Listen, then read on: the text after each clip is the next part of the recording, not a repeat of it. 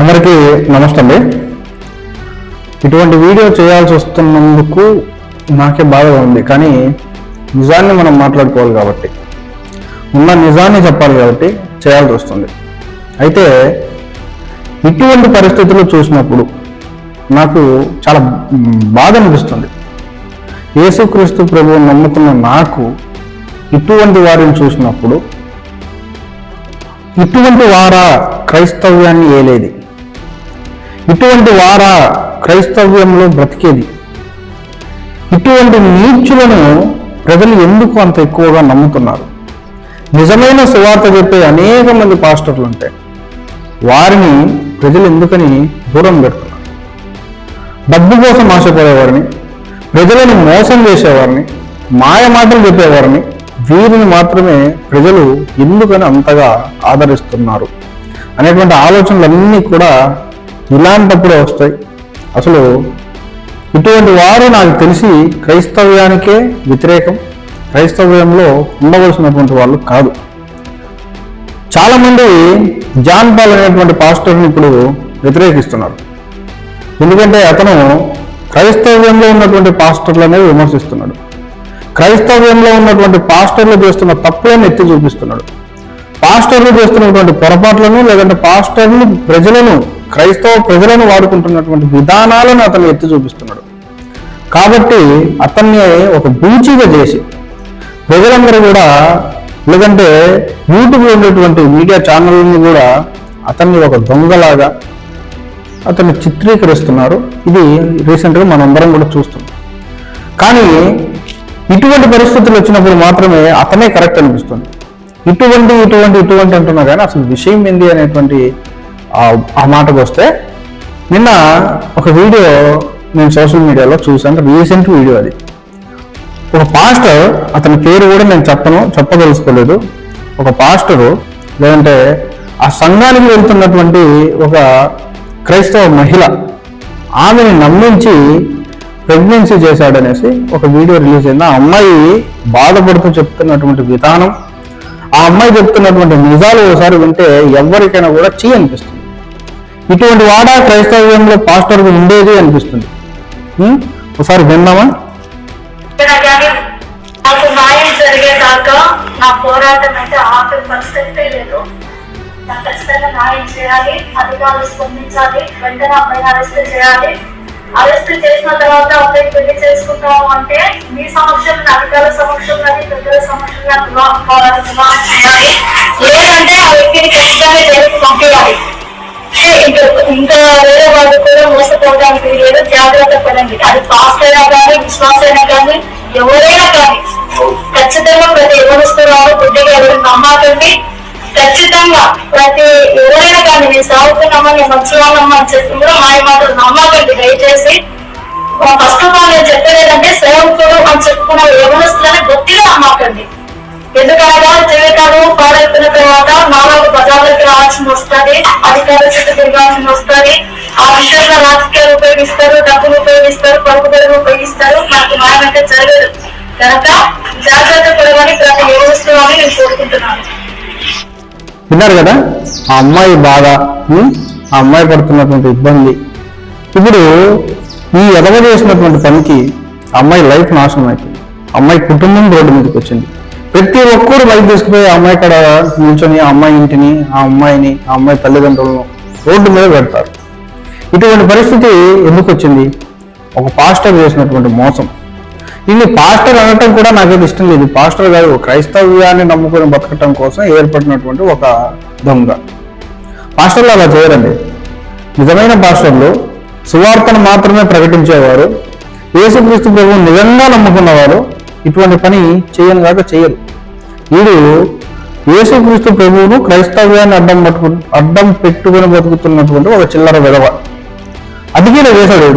No doubt ఇందులో మనం ఆలోచించాల్సిన పని లేదు. ఇది బ్యాక్గ్రౌండ్ ఏంది, ఇది చేసేది ఏంది, ఎన్ని ఆలోచించాల్సిన అవసరమే లేదు. ఎందుకంటే ఇటువంటి పనులు చేసేది కేవలం క్రైస్తవ్యాన్ని అడ్డం పెట్టుకుని బతికేటోళ్ళే. ఇది ఒక క్రైస్తవ్యంలోనే కాదు, హిందుత్వంలోనూ ఉంటుంది, ముస్లింలోనూ ఉంటుంది. మతాన్ని అడ్డం పెట్టుకొని మతాన్ని లేదంటే ఆ దేవుణ్ణి, ఆ భక్తులను అడ్డం పెట్టుకొని బతికేటోళ్ళు మాత్రమే ఇలా చేస్తారు. అది ఎనీ రిలీజన్, క్రిస్టియన్ కావచ్చు, హిందూ కావచ్చు, ముస్లిం కావచ్చు, ఎవరైనా కావచ్చు. భక్తితో ఉన్నవాడు ఇటువంటి పని చెయ్యడు.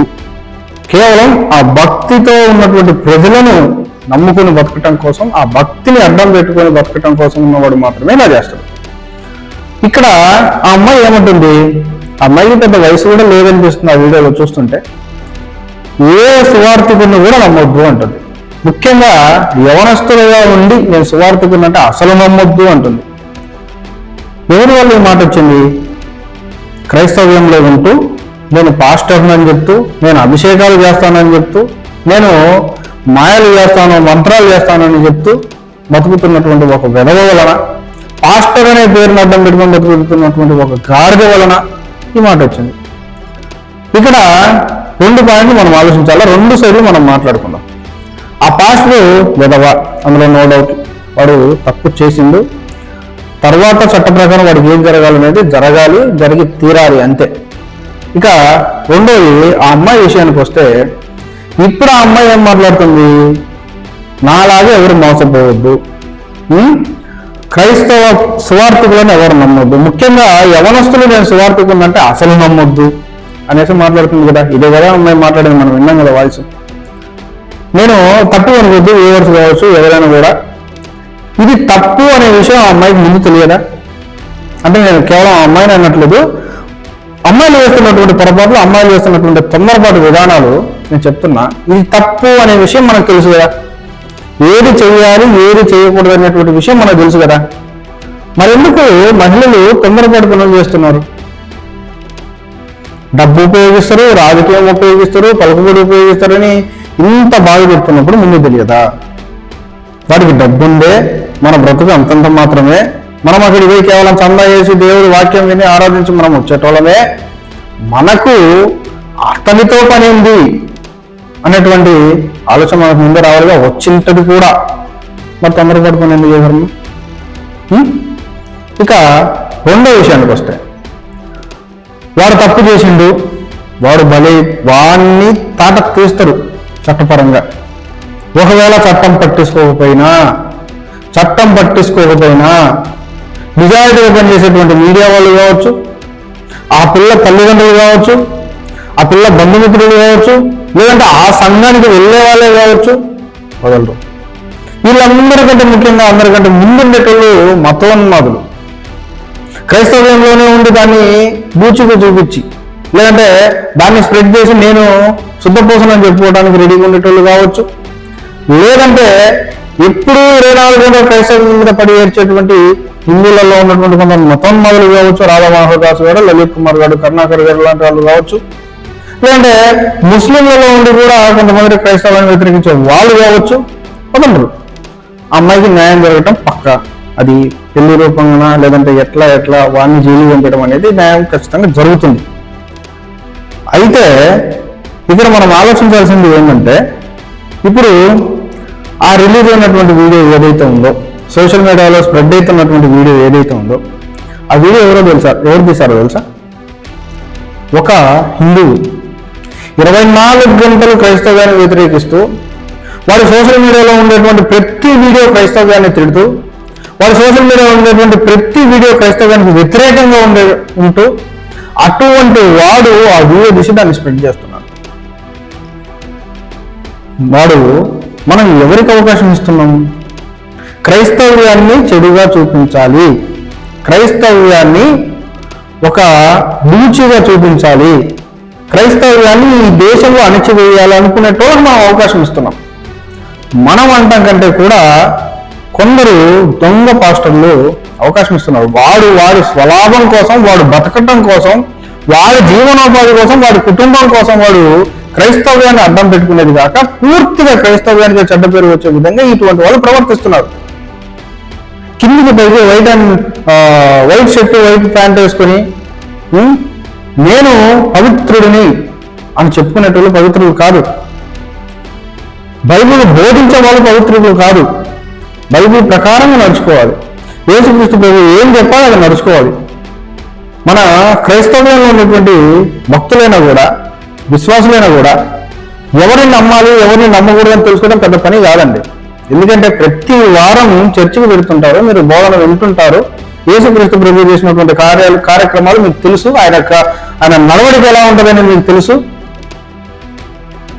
దాన్ని పోలి ఈ సువార్థకులు నడుచుకుంటున్నారా? బైబిల్ ప్రకారంగా వీళ్ళు బతుకుతున్నారా? సింపుల్ కదా ఇక్కడ. దాన్ని చూస్తే అర్థమైపోతుంది వీడు నిజమైన పాస్టరా విధవ అనేది అక్కడ అర్థమైపోద్ది కదా.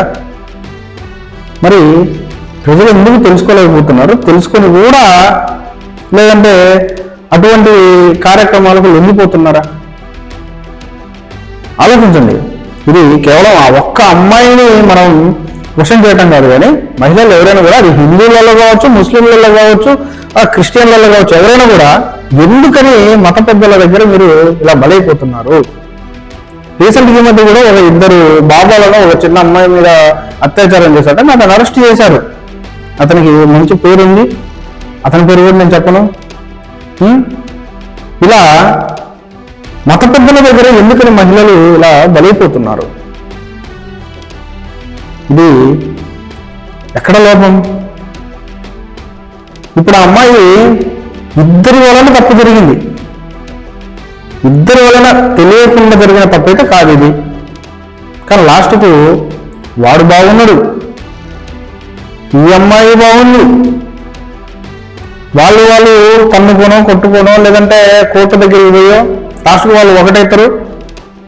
ఆ అమ్మాయి జరగాల్సిన న్యాయం ఆ అమ్మాయి జరుగుద్ది, వాడికి పడాల్సిన శిక్ష వాడికి పడుద్ది. మధ్యలో బలయ్యేది ఎవరంటే క్రైస్తవ మతం. నిజమైన క్రైస్తవ పాస్టర్లు, నిజమైన క్రైస్తవ భక్తులు, నిజమైన క్రైస్తవ విశ్వాసులు. కాబట్టి ప్రజలారా, ఎవరిని నమ్మాలి, ఎవరిని నమ్మకూడదు, అది హిందువులు కూడా ముస్లింలు కూడా ఎవరిని నమ్మాలి, ఎవరిని నమ్మకూడదు అనేది ఒకసారి ఆలోచించి ఒక నిర్ణయం తీసుకోండి.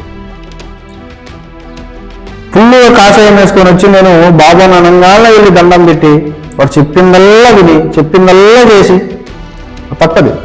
అలానే వైట్ షర్టు వైట్ ప్యాంట్ వేసుకొని వచ్చి నేను పరిశుద్ధుడిని, నేనే నిజమైన భక్తుడిని, నేనే క్రైస్తవుని కాపాడుతున్నాను అని వాడు చెప్తే నమ్మద్దు. అలానే ముస్లింలలో కూడా నేనే నిజమైన ముల్లాను, లేదంటే నేను పవిత్రుడిని అని చెప్తే నమ్మద్దండి. ఎవరి మతానికి సంబంధించిన గ్రంథాలు వాళ్ళకు ఉన్నాయి. ఆ మత గ్రంథాల ప్రకారం ఆ మతానికి సంబంధించినటువంటి దేవుడు చెప్పిన విధి విధానాలను బట్టి మనం ఆలోచిస్తే ఇది నిజమైన పాస్టరా కాదనేది మనకు అర్థమైపోతుంది.